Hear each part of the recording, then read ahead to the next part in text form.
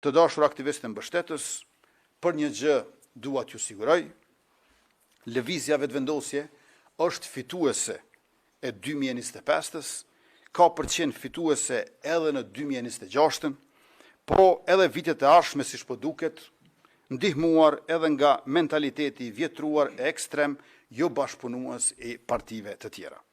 Sidoqoftë, kurdoherë e në çdo rast, ne jo vetëm që jemi të gatshëm për zgjedhje, por jemi edhe të përgatitur për to. Kemi dashur dhe kemi ofruar mundësi për zgjedhje qysh në qershor, kur e pam se nuk donim bashkëpunim. E kemi marrë disa herë prej tyre refuzimin e ftesave për bashkëpunim, gjersa na e kanë bërë të pamundshëm çfarëdo qeverisje me koalicion me ta. Jemi në këtë situatë për shkak të kalkulimeve të humbësve, që po përpiqen të zvoglojnë humbjet e tyre me këso makinacionesh, por kjo është e pamundur. Realiteti nuk ndryshohet nëse fillimisht nuk e pranon atë, e ata duhet t'ja pranojnë vetes faktin se kanë humbur. Të dashur qytetar e mbështetës që na ndiqni, sot unë dua të bëj një propozim të menduar mirë.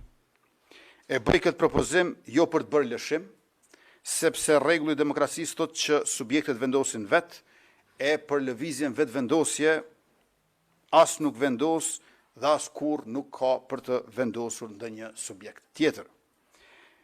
Megjithatë, pas diskutimesh të zgjeruara e të thelluara në kryesinë e lëvizjes son, unë do të propozoj sekretar i lëvizjes vetëvendosje që jam, që mandatin e dytë për krijimin e qeverisë t'ja japim nën kryetarit, aktivistit, shokut e mikut ton të afërt e fort besueshëm Glauk Konjufsa.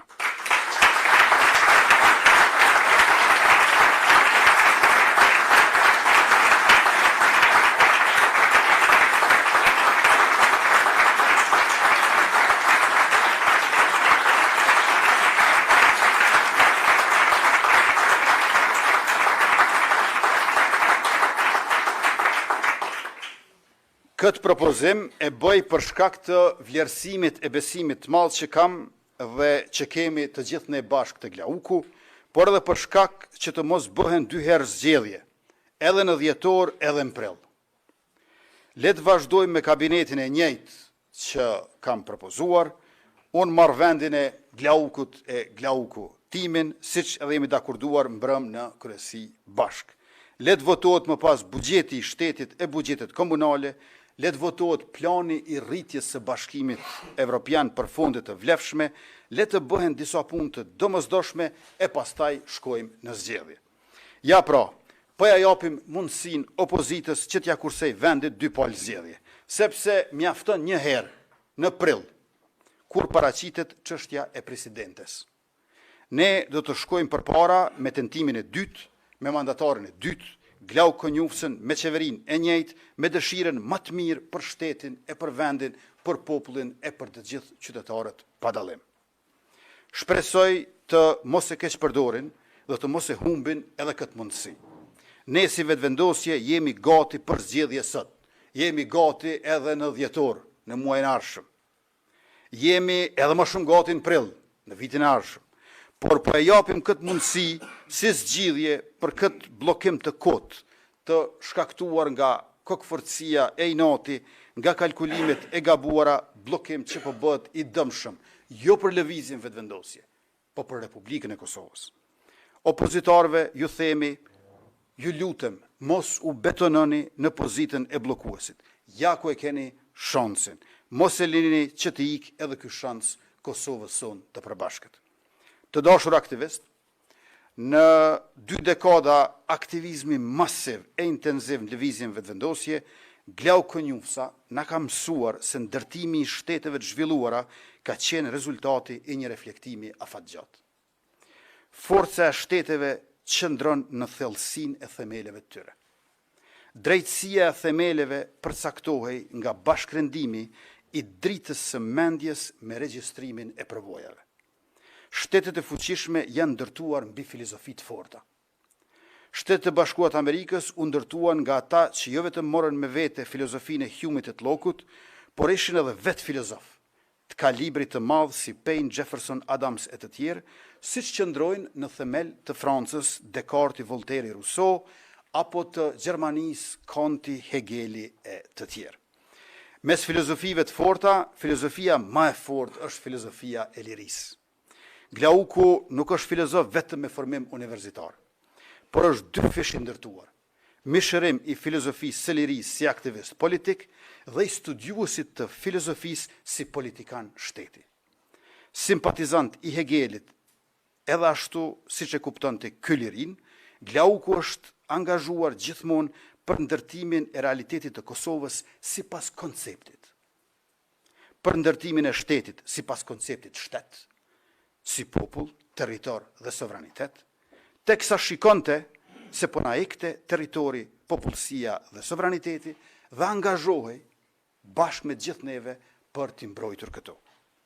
Mbartës i kthjellësisë që në çastet e para të organizatës sonë, televizjes sonë, figura e pjekurisë si nënkryetar për vite i lëvizjes sonë, shembulli i urtësisë si kryetari i Kuvendit të Kosovës, mjeshtër i komunikimit dhe argumentimit si ministër jashtëm i Republikës sonë, diku te 180 artikuj ka shkruar Glauku, duke përshkruar në detajin më të hollë dhe në horizontin më të lartë ditën dhe fatin e Kosovës e të shqiptarëve mbar. E në ato qindra artikuj, fjalime dhe konferenca, Glauku që prej vitit 2005 ka përshkruar në detajin më të hollë dhe gjithashtu në horizontin më të lartë të dhënën sociologjike dhe kulturore, politike dhe ekonomike, geopolitike dhe historike. Në këto përmasa, reflektimi ai ka treguar se çfarë nevojitet për caktimin e fatit të Kosovës. Ne jemi me fat të padiskutueshëm që kemi njohësin e mrekullueshëm të historisë të largët e të afërt. Ne jemi me fat që kemi njeriu bujar në miqësi e në bashkëpunim. Filozofi, histori, drejtësi, mendje ndritur e jona, të cilën ja rekomandojmë dashurisë sonë Kosovës. Të nderuar delegat, në situatën në cilën jemi, të shkohet në zgjedhjen e dhjetor pa e miratuar buxhetin për vitin 2026 është rrezikim i qëndrueshëm, rrezikim i qëndrueshmërisë së shtetit dhe stabilitetit ekonomik të vendit.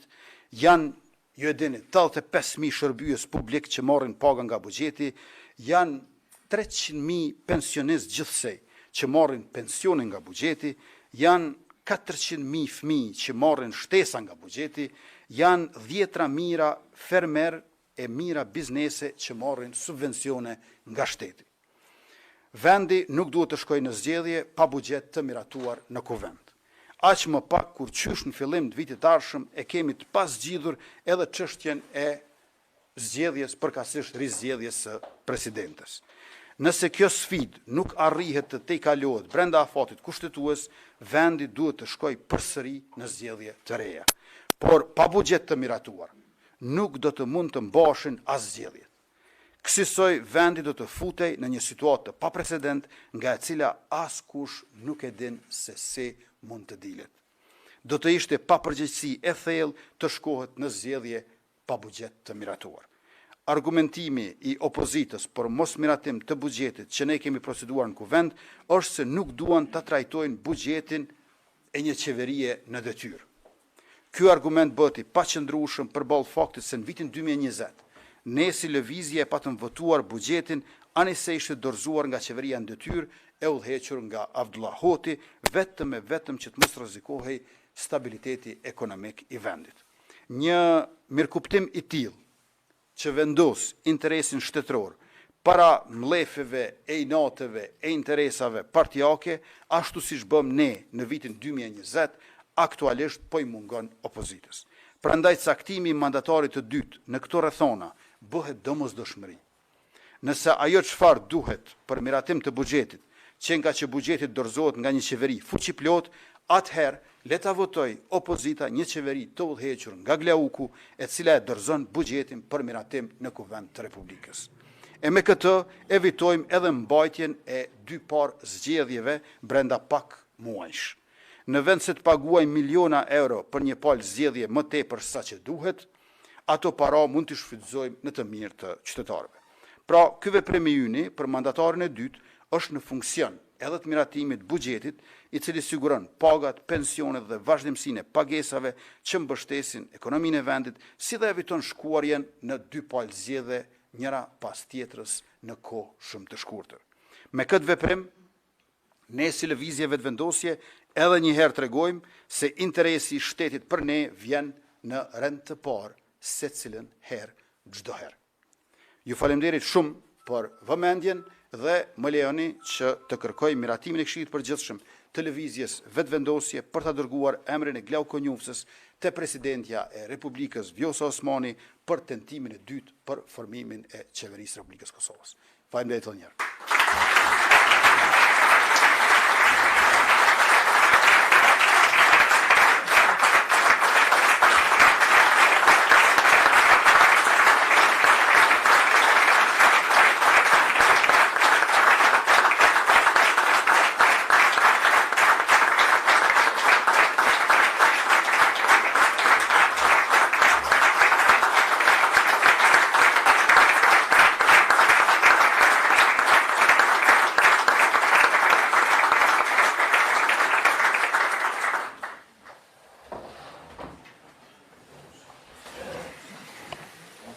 Faleminderit kryetar, kryeministër Kurti, faleminderit për fjalën tuaj, për propozimin, e mbi gjitha faleminderit që edhe një herë e shpërfaqni madhështinë edhe veçantinë e lëvizjes, e cila si nga hera, kur është në pyetje interesi i shtetit, merr vendime të cilat janë